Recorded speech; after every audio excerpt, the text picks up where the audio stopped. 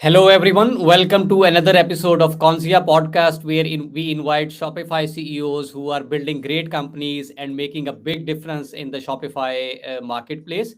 Today, I am honored to be joined by Charles, who is an international entrepreneur, a software executive with deep expertise in e-commerce, marketing, AI, machine learning. Charles has not only led VC-backed companies disrupting the entire markets, but he is also a board advisor, CEO, coach, chairman for the next wave of high-growth startups. Currently, Charles is the CEO of SimplicityDX, a company that is redefining how online brands understand and optimize the customer journey. Charles, it's a real honor to have you with us. We would like to know more about your entrepreneurial journey. Thank you very much for inviting me on and for having me. Maybe I should just start, with how I got into being an entrepreneur, because I didn't always, I didn't grow up thinking I wanted to be an entrepreneur. But I think it's just really a question that you see opportunity. You talk to customers, and customers actually they have problems, and very quickly, you can see that there's a problem and a gap and an opportunity, and that's kind of how I fell into this. And I've done several startups at this point, and most recently, we sold a company. The same team actually that works on Simplicity sold a company to SAP. Making a 8.3x return for investors, which is a very nice exit. Also venture backed. I think one of the reasons that I'm excited about Simplicity at a purely personal level, actually, is just I get to work with, when you start a company, you get to choose the people you work with, and I'm working with people that we've all worked together before. We've all done this before. We all kind of know the ropes and what we're doing. And think that we have a amazingly big opportunity in front of us. Well, that is the beauty of entrepreneurship, that you decide on which products you want to work on, and you decide your team as well. So this is great. And of course, I think that the things that you are building, they are absolutely amazing. So we would like to know a little bit more regarding the current company that you are having. What exactly are you solving in the e-commerce space?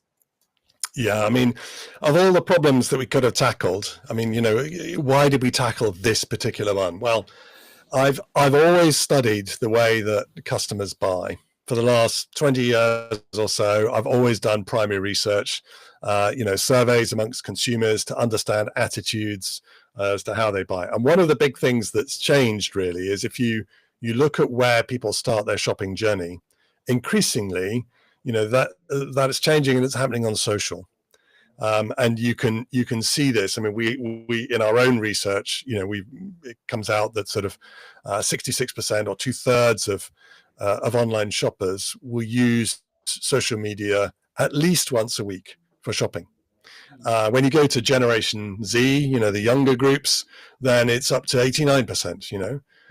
And with Gen Z, even when looking for a cafe or restaurant, 41% will start on social. They don't go to Google Maps and look at reviews or anything like that. They start on social.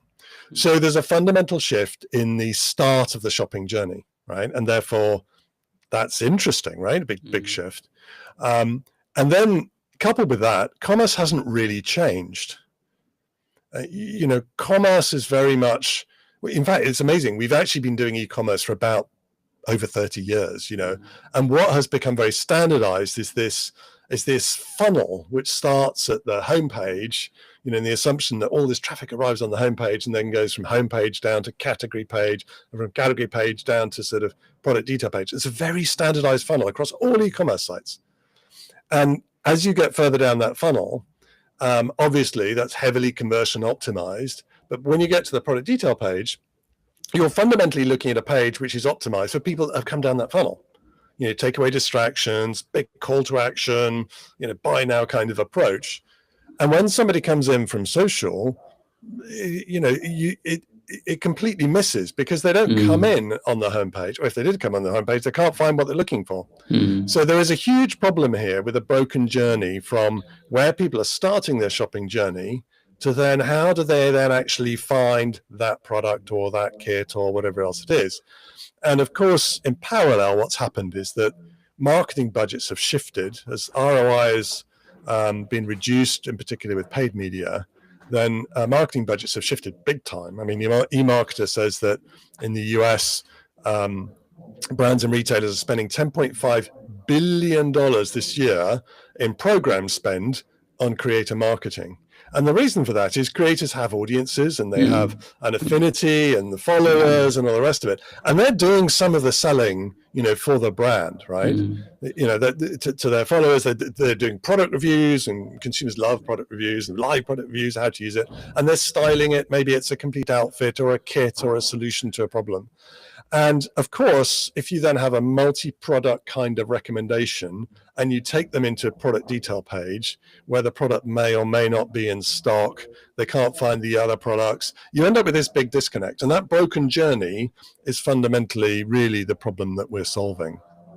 Well, this is, of course, like a big problem. And because I come from this background, so I sell myself on Shopify. I help our customers as well. So I completely understand this. So help our audience understand. So we completely buy this, that the selling happens now on the creator pages, right? So the selling does not happen anymore like 60-70% on Shopify. Shopify is more like a checkout, right? It's a platform so people can order. So people who come already to this platform or to the website, they are 60-70% convinced that they want to buy the product. So SimplicityDX, so what exactly it is doing for Shopify store owners? So is it creating the separate landing pages? So how does the product, like in the end solving this problem? Yeah, I mean, the traditional way to try and solve this kind of problem is you build a landing page, right? And the problem with that is that when you first start out with creator marketing, if you've got maybe 10 creators, you could feasibly do that. But then as soon as you start trying to scale up your creator marketing, now you've got 10 creators and they're posting every month. Now you're building new landing you're building 10 landing pages per month. And what happens when you go to 100 creators? Then all of a sudden, it's not possible. Okay. So, we all know that landing pages are going to give a better experience. It's going to carry the context through of what the creator's showing. So what Simplicity does is it actually uses a lot of AI, but it takes the creator's post and automates the process of them building a complete landing experience, which sits in between the creator post and the underlying Shopify. So it uses the same Shopify checkout, payments, all the other services, but it basically builds that front-end experience, and it blends the content from what the creators made and the product content and keeps it all live, merchandises it appropriately. And as a result, you can see, phenomenal increases. I mean, one of the biggest problems with creator marketing is that where do I find the link? The link is broken, or it's expired, all the rest of it. So we have a permanent link that goes in the either link tree or the link in bio. That link never expires. It always takes them through to the creator's storefronts. It's on the eCommerce site effectively, and gives a blended experience, which is part creator. So I'm shopping with my friend Bella, and part brand. It allows people to transition from that affinity to the creator. I'm watching her, I admire her. She's a bit like me, or my body shape or size, or all the rest of it.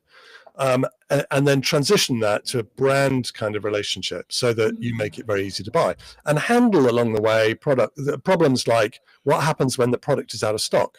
Everybody knows that if you promote a product, then there's a pretty good chance in many markets, particularly fashion, things like that, the product's going to go out of stock. So how do you deal with that? So we deal with all of that complexity as well. Completely understand this. So if I am working with 50 plus creators and I have multiple products that I am promoting, the AI takes into consideration that which creator it is for which product, and it automatically builds this experience. Yeah, and it actually goes further than that as well, which is it listens to the traffic coming through. So the creator posts, right? Traffic starts flowing through, and then what it will do is it automatically shuffles the pages using reinforcement learning to basically make sure that always the top promoted content is at the top of the page. So one of the challenges you have is if you imagine a creator has a sort of a beach scene, right, where there's the hat and the glasses and the top and the shorts and all the rest of it, and the individual that sees that could be interested in summer, beach, that particular hat, that the complete look. There are many different contexts that come through, and so Simplicity actually, from the traffic, observes what happens and then shuffles the pages around automatically to make sure that the most engaging and relevant content is there. And sometimes we see fascinating effects, halo effects, where you've promoted product A, but actually product B sells really well. And this is just one of those things that is just a mismatch, right? Because the nature of creative is it's going to inspire, but it sometimes inspires in ways that you didn't expect. Well, that is a great feature, by the way. So in order to understand, and all this is integrated into Shopify app market, right? So people can install the app, they can download, and rest of the things will be done automatically. Yeah, I mean, the automation is really important because anybody who's worked with creators knows that they're really good at creating, but they're not really good at e-commerce or merchandising. And the two strategies that people have traditionally followed with this is either the brand builds landing pages, right? Well, actually, the number one strategy that people follow is they don't do anything, and they just hope that there's a link that doesn't break, and that they'll somehow magically find the product on the site. Which, if you've got more than a handful of products, is you're really hoping at that point. But the traditional strategy is either the brand builds landing pages, or you get the creator to try and build their own storefront. And creators aren't motivated to do that. They just don't have the time and energy to do that. So we've automated the process. And a lot of people sort of don't get their head around this initially because they think of something like AI as being ChatGPT, where you ask it a question, right? In this case, what we're actually doing is the input, the equivalent of the question, is the creator's post. And we deconstruct the post. We take the image or the video and deconstruct that. We take all the text and the content and the hashtags and everything else, deconstruct that. And from that, we then reconstruct effectively a complete selling experience. And that is it's literally like magic. It means that when a brand then goes and connects to a creator, or a creator connects for a brand and creates a storefront, it'll go back through their back catalog and actually create a huge amount of content automatically, which is all then bang immediately there as if by magic. So compared with doing it magically, it's manually, it's a complete game changer. Absolutely. So for people who are listening, what kind of packages you have available on Shopify, how people can, try if there is any free version, or what exactly is your pricing model? Would you like to explain a little bit more? Sure, we don't have a free version, and the reason for that is very simple. We're using a lot of AI. AI is expensive, so it's just not possible. But what we will do is we'll do a revenue share. So it's kind of there's a minimum, and then we'll share. We share revenue, so everybody's interests are aligned. The creator gets paid a commission when they sell. The brand gets paid when the creator sells, and we only get paid when everybody sells. So everybody wins from that, and that model typically is very popular. Well, I like this model better than the free version, because you can also provide a good quality. It also keeps us focused too on building out all of the machine learning to then sell more, which is fundamentally what everybody needs, right? We need to turn this traffic, and social traffic is growing exponentially. If you've noticed on your store, this thing called direct traffic just keeps going up and up and up, and of course, direct traffic is a misnomer. It's not really direct traffic. It's actually unidentified traffic. Right? It's traffic that arrives on your site and you can't pin down. There are no UTMs, there are no referrer. You don't know where it's come from. And a lot of that is actually coming from social.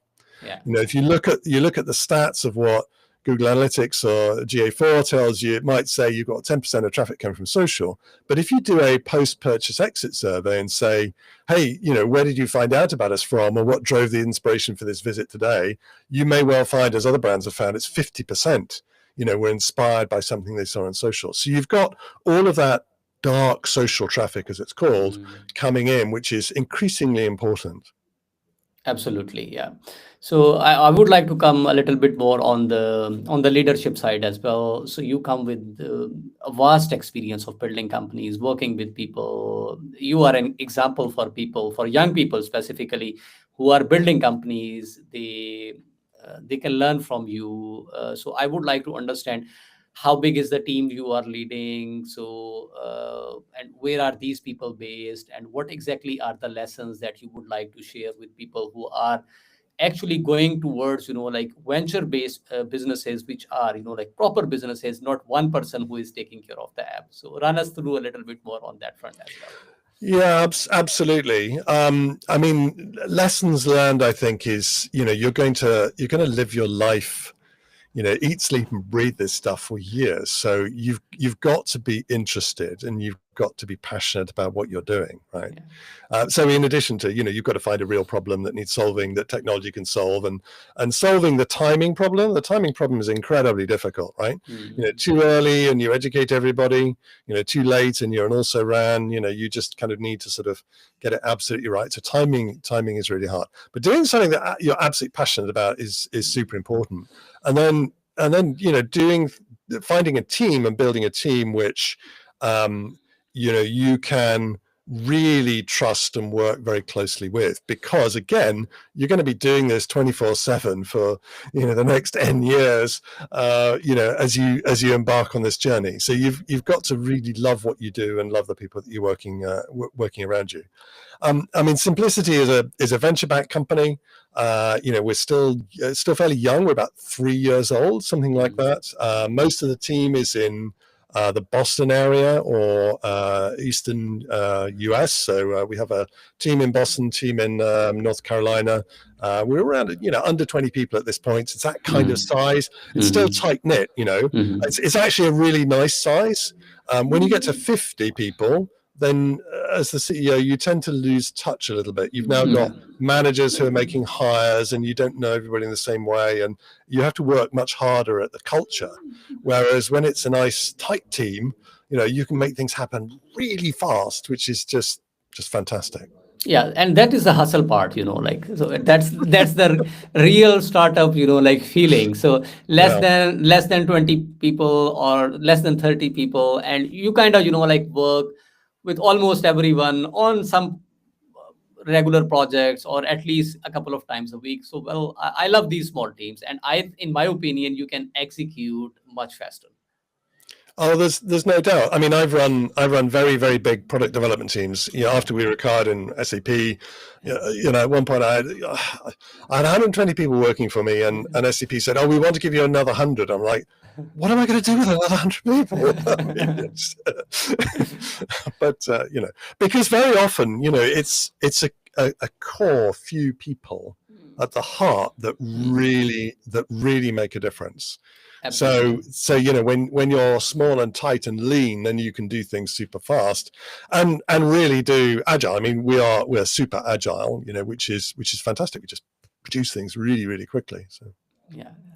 Well, Charles, the things that you have achieved, they are absolutely amazing, and we love that you came on our podcast and you shared your personal journey with us. People who are listening, so we will be dropping profile link for LinkedIn for Charles in our podcast comments, and we will also drop the link to the website for SimplicityDX. Check this app; it's absolutely amazing. Charles, thank you so much again for taking the time. We wish you all the best with all your plans. Thank you so much. Well, thank you for having me. Thank you.